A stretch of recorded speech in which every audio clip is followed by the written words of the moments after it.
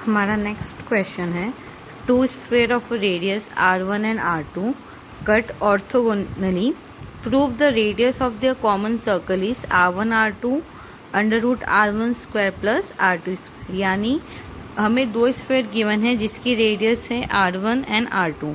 Condition given है कि दोनों ही एक दूसरे को ऑर्थोगोनली कट कर रहे हैं। हमें ये प्रूव करना है कि दोनों के जो कॉमन सर्कल बन रहा है उसका रेडियस हो जाएगा तुम्हारा r1 r2 upon under root r1 square plus r2 square. इसके लिए सबसे पहले हम दो स्फीयर कंसीडर करेंगे। हमने माना पहला स्फीयर हमारा है x square plus y square plus z square equal to r1 square. ये हो जाएगा तुम्हारा स्फीयर फर्स्ट यानी S1। चाहो तो ब्रैकेट में यहाँ पे S1 लिख सकते हो। सिमिलरली हमने क्या किया, दूसरा स्क्वायर कंसीडर किया है x square plus y square plus z square plus 2ux 2vy 2wz plus d equal to 0। इसको मान लो S2। S1 की स्फीयर हमें पता है क्वेश्चन के अकॉर्डिंग R1 है और क्वेश्चन के अकॉर्डिंग ही हमें पता है कि सेकेंड स्फीयर की रेडियस तुम्हारी हो जाएगी R2।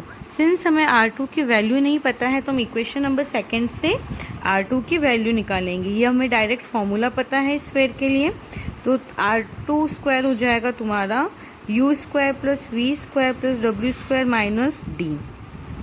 ये हो गई तुम्हारी इक्वेशन नंबर थर्ड। ये सीधा फॉर्मूला है तुम्हारा, स्फीयर वाले बेसिक में मैंने समझाया है। अब क्वेश्चन के अकॉर्डिंग मैंने अभी बताया था, कंडीशन हमें गिवन है कि S1 और S2 दोनों ही एक दूसरे को ऑर्थोगोनली कट कर रहे हैं। That means D minus R1 square equal to हो जाएगा 0। ये किसकी कंडीशन होती है? अगर मैं इसको यहाँ पे ट्रांसफ़र करती हूँ तो D हमारा हो जाएगा R1 स्क्वायर। इसको मैंने दे दिया इक्वेशन नंबर 4। अब हमें पता है कि equation of plane of a mutual circle को तुम और क्या बोल सकते हो? Common circle. क्वेश्चन में तुम्हारा टर्म यूज हुआ है कॉमन सर्कल। तो इक्वेशन ऑफ प्लेन इस कॉमन सर्कल यानी इक्वेशन फर्स्ट और सेकंड के लिए तुम्हारी हो जाएगी S1 minus S2 equal to 0। Sorry, S2 minus S1 equal to 0।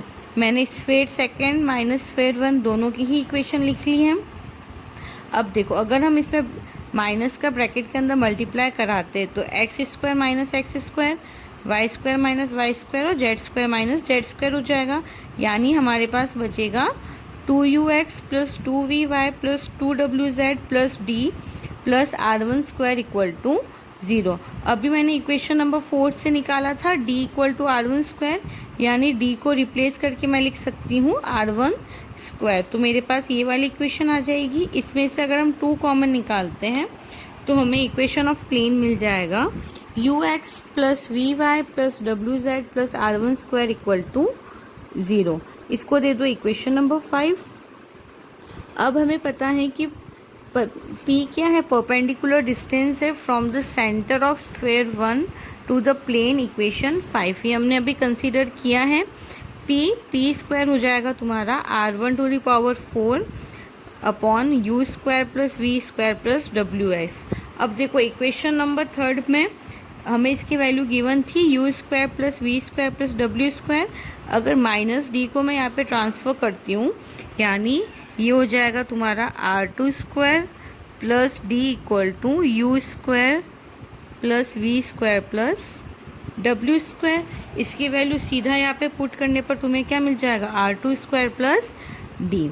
अब अभी हमने निकाला था d equal to R1 square होता है, उसको मैंने यहाँ पे डायरेक्टली पुट किया है। दैट मीन्स P स्क्वायर हो जाएगा तुम्हारा R1 to the power 4 upon R2 square plus R1 square.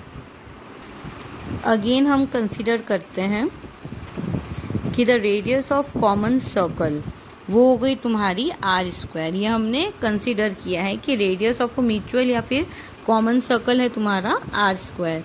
तो R स्क्वायर की वैल्यू तुम्हारी हो जाएगी R1 square minus P square.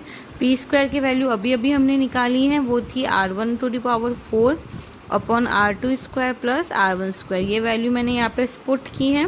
तो देखो R2 तुम्हारा हो जाएगा R स्क्वायर हो जाएगा R1 square minus R1 to the power 4 upon R2 square plus R1 square.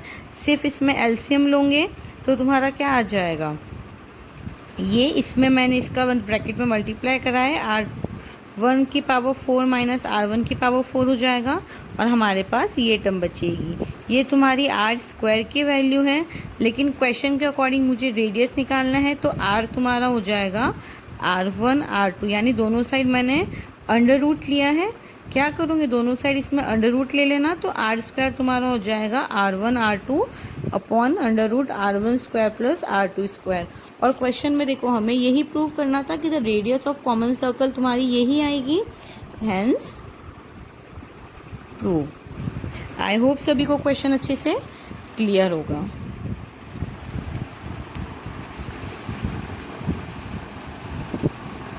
और अगर किसी को म्यूचुअल और कॉमन में डाउट हो तो म्यूचुअल और कॉमन तुम्हारा एक ही वर्ड है। सिंस क्वेश्चन में तुम्हारा कॉमन वर्ड यूज़ किया है तो तुम लोग कॉमन वर्ड ही यूज़ करना। अगर म्यूचुअल वर्ड भी यूज़ करते हो तो तुम्हारा क्वेश्चन करेक्ट होगा।